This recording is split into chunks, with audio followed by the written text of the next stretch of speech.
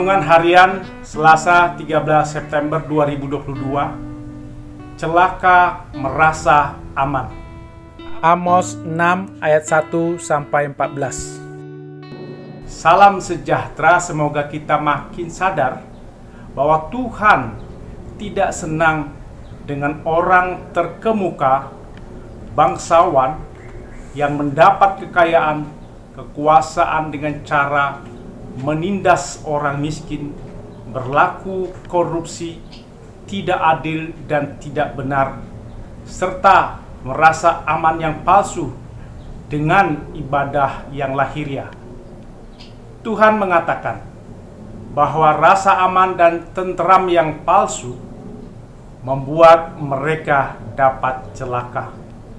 Amos 6 ayat 1. Celaka atas orang-orang yang merasa aman di Sion, atas orang-orang yang merasa tentram di Gunung Samaria, atas orang-orang terkemuka dari bangsa yang utama, orang-orang yang kepada mereka kaum Israel biasa datang.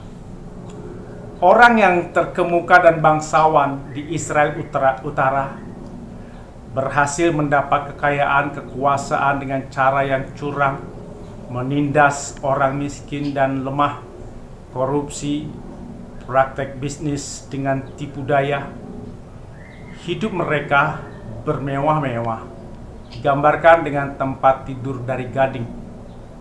Mereka melakukan pesta agama yang menyenangkan hati mereka.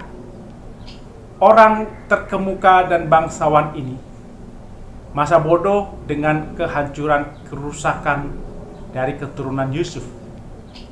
Mereka berpikir dengan keberhasilan hidup mereka berarti Tuhan senang dan memihak mereka serta memberkati mereka. Mereka merasa dirinya sudah aman, tidak ada hukuman Tuhan, tidak ada bencana tiba-tiba.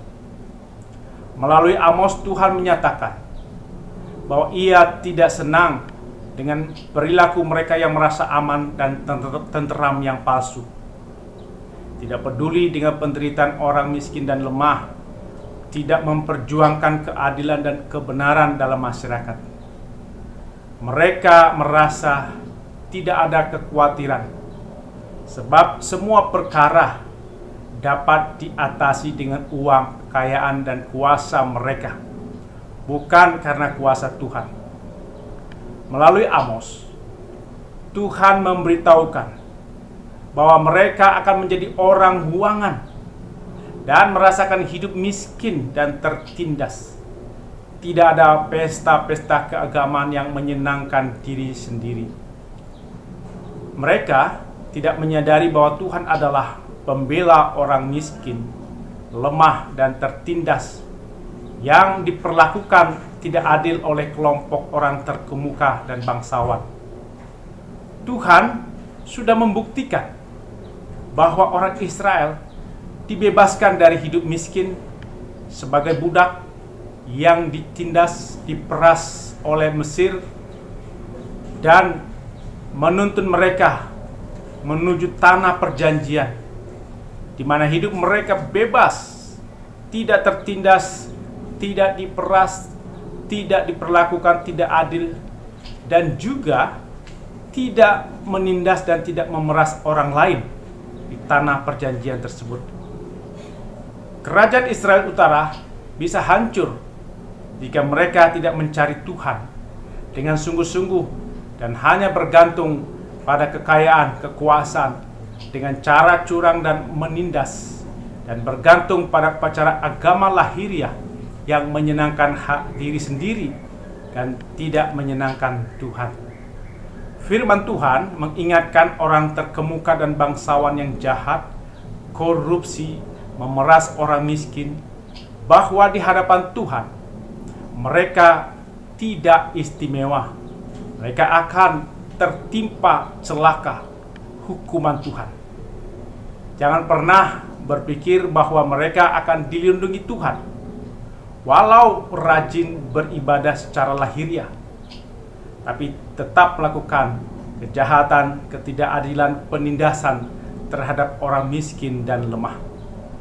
Mereka akan mendapat hukuman sebab mereka belum menyesali kesalahan dan dosa mereka, serta merasa aman, tentram yang palsu. Orang terkemuka dan bangsawan menganggap malapetaka hari hukuman Tuhan masih jauh waktunya. Amos 6 ayat 3. Hai kamu yang menganggap jauh hari malapetaka. Sikap seperti ini sama juga dengan sikap orang masa kini yang menganggap hari Tuhan, akhir zaman, akhir hidup seseorang masih jauh. Tidak perlu berjaga-jaga dan merasa aman yang palsu, sehingga tidak peduli, tidak percaya pada hari Tuhan yang datang tiba-tiba seperti pencuri. Pada masa kini, kita mengimani bahwa hari hukuman Tuhan, akhir zaman sudah dekat. Matius 4 ayat 17. Yesus memberitakan, bertobatlah sebab kerajaan surga sudah dekat. Lukas 12 ayat 37. Berbahagialah hamba-hamba yang didapati tuannya berjaga-jaga ketika ia datang. Maka waktu untuk kita berjaga-jaga sangat singkat, hanya sampai akhir hidup kita. Setelah berakhir hidup di dunia ini, kita akan menghadap Tuhan sebagai hakim yang adil dan menetapkan hukuman dari Tuhan. Bagi yang berjaga-jaga, Tuhan memberi kebahagiaan hidup bersamanya di rumah Bapa. Mereka yang tidak berjaga-jaga, Tuhan memberi hidup celaka dalam penderitaan kekal, ditindas, dianiaya yang sangat berat selama-lamanya. Seperti kisah orang terkemuka dan bangsawan di perbudakan Babel. Mereka sangat menderita sebagai orang tertindas.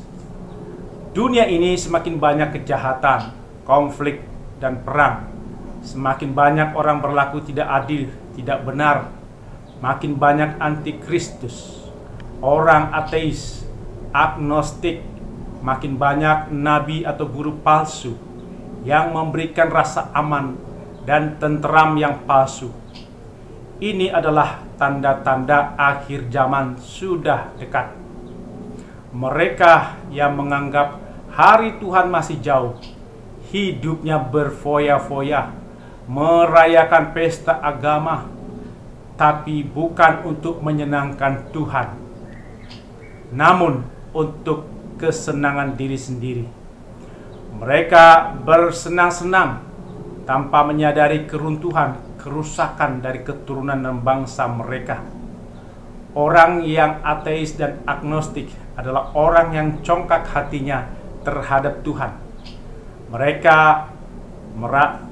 Mereka merasa aman, tentram dari hasil kekayaan, kekuasaan, kepintaran mereka. Mereka tidak peduli dengan penindasan, ketidakadilan, ketidakbenaran di masyarakat. Yang penting mereka berfoya-foya. Orang terkemuka seperti para hakim, pemimpin negara, pemimpin wilayah, aparat hukum, aparat keamanan, legislatif, pengusaha, seharusnya membela keadilan dan kebenaran. Tapi mereka mengubah keadilan, kebenaran menjadi racun yang pahit bagi masyarakat yang lemah, miskin, tidak berdaya. Orang bersalah, pelaku kejahatan dibebaskan, koruptor dibebaskan. Tapi orang yang tidak bersalah, dicari kesalahan, dihukum lebih berat. Negara dan kelompok masyarakat yang membuat keadilan dan kebenaran menjadi racun dan kepahitan bagi masyarakat, maka saatnya akan tiba kehancuran negara tersebut. Sudah banyak contoh kerajaan negara yang korupsi, yang jahat, tidak adil, tidak benar, menindas, menjadi hancur. Marilah kita memerangi kemiskinan dan menyinari terang keadilan di tengah dunia ini. Karena kerajaan Allah segera datang. seperti ungkapan dalam KJ 260 ayat 2. Memerangi gelap kemiskinan, menyinarkan terang keadilan, datanglah kerajaanmu. Di lautan, di gunung, di ladang, dan di badai, di pasar, di jalan, datanglah kerajaanmu. Datanglah, datanglah, datanglah kerajaanmu. Amin. Mari kita berdoa.